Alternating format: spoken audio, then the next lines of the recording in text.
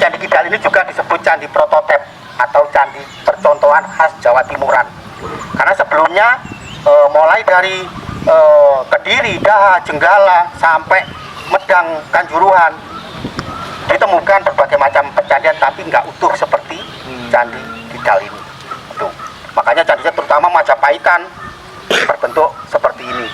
Sebenarnya ini juga ada Candi Perwara kedua, ini candi induk ya. Ini ukuran 6 meter kali 4 meter. Ini kalau musim kemarau rumput ini nggak akan tumbuh karena ini langsung batuan bawah ini. Ini Candi Perwara keduanya, dan yang di situ agak lebar ini Candi Perwara ketiga. Nah, inilah kekhasan Candi Jawa Timuran kan pasti berundak horizontal, tinggi menjulang, ramping, pasti ada pinggang, dan yang paling detail yang disakralkan candi atau candi induk paling belakang itu Jawa Timuran. Kalau Jawa Tengah kan rata-rata tambun bentuknya, nggak ada pinggang. Terus cara pembacaan mesti melingkar, dan yang disucikan paling tengah, itu ciri khasnya. Dan keduanya adalah cara menghadap candi. Jawa Timuran rata-rata pasti menghadap ke barat. Candinya otomatis yang beribadah menghadap ke timur, karena candi kan pertama apalagi era Tumapel kan dijadikan sebagai tempat pendarmaan seorang raja dan sebagai tempat beribadah. Memang unik di Tumapel itu. Ini yang sampai sekarang juga masih tari-tari mengapa dijadikan tempat pendarmaan dengan tata cara waktu itu, yaitu upacara serada. Harus 12 tahun sebelum apa istilahnya pengkremasian atau pembakaran seorang raja tersebut. Itu uniknya di situ. Nah, itu pun oleh leluhur sudah dikembalikan ke 4 elemen atau 4 unsur alam yang mungkin kita pernah melihat atau film Avatar Aang. Elemen bumi, ya, tanah, air, angin, dan api. Itu real sudah ditata carakan dengan sedemikian rupa di serada itu. Kan dikremasi leluhur kita, apalagi seorang raja. Yang pertama ikut pembakaran. Dikremasi itu sudah ikut elemen api. Terus keduanya biasanya dilarung di sungai atau ke bawah ke laut untuk elemen air. Identik dengan darah kita. Kalau api kan identik dengan panas kita sudah 38 derajat, itu aja udah panas banget kan itu. Terus yang ketiganya pasti didarmakan, ditanam di tengah sebuah percandian untuk ikut elemen tanah. Dan yang terakhir biasanya abu jenazah ini paling banyak dibawa ke puncak gunung untuk ditabur, untuk dengan ikut elemen udara atau elemen angin yang kemana-mana kita bawa tapi kita kadang nggak merasa. Itu adanya nafas. Itu semuanya sangat detail, itu leluhur kita luar biasa untuk tata cara serada itu tadi. Saya bilang tadi ini candi memang paling unik karena berupa simbol, karena nggak seperti candi-candi yang lain sudah berupa relief. Terutama di sini yang paling istimewa adanya sumber-sumber narasi cerita Garudia Adiparwa yang hanya ada 3 simbol, yaitu Garuda memanggul 3 raja naga, Garuda memanggul Amerta, jika Mandalu itu, dan Garuda memanggul ibunya yaitu Dewi Winata. Ini nanti Candi Kidal juga yang paling unik adanya Makara-Makari ini, atau lebih dikenal Makara. Biasanya orang menyebut Kala Makara. Kala Makara bisa satu wajah, padahal di sini enggak jelas. Kala itu adalah yang atas, ya, Pak Kala, atau lebih dikenal Kirti Muka waktu itu, yang adalah Kirti Muka itu simbol waktu. Kala itu kalau semono. Dan satu-satunya yang dititipkan yang kuasanya nggak bisa dikendalikan dan oleh manusianya satu ini, waktu. Kalau yang lain mungkin bisa diubah atau bisa dibuat seperti apa, tapi kalau waktu akan berjalan sedemikian rupa. Itu disebut Kirti Muka atau Muka Kala lah. Biasanya orang menyebutkan Kala Makara. Kala itu dari satu, padahal Kala atas, Makara ini yang bawah. Kembal ke para naga ini mungkin bisa dibilang dalam sebuah gedung ini bodyguard, satpam bisa juga ya. Atasnya adalah yang istilahnya panglimanya atau gimana di kejadian ini.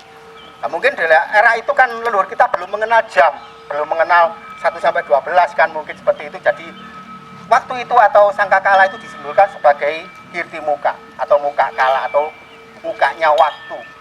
Ini hanya berupa simbol-simbol, ini pun sangat detail, dan ini mungkin di Asia mungkin yang kemarin kita bahas dengan teman-teman arkeolog dari UI juga, ini yang paling detail era Tumapel ini, utuh, real, dengan hasil aksesoris kanan kiri mukanya ada gambar naga dan ada nur di kening juga.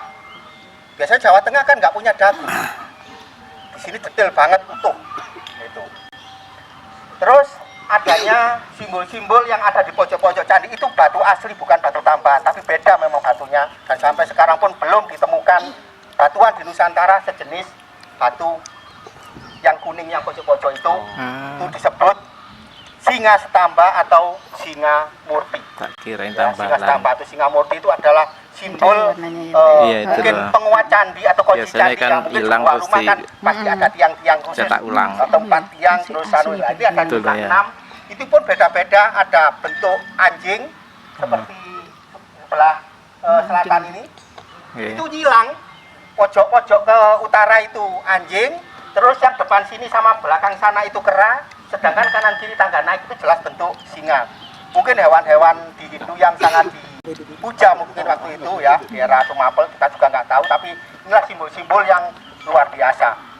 Terus adanya gambar atau motif-motif seperti ada bentuk kendi atau lebih dikenal apa istilahnya lambang kesuburan ya, mungkin kalau dilepas dari candi namanya Linggayoni itu, tapi di sini juga digambarkan di tubuh candi, dan ada juga relief-relief apa gambar-gambaran bentuk lingkaran-lingkaran yang lebih identik dengan istilah medalion atau medali yang berisikan berbagai macam simbol apa flora fauna, sulur-suluran, bahkan ada lambang segi 4 atau lambang 4 penjuru mata angin.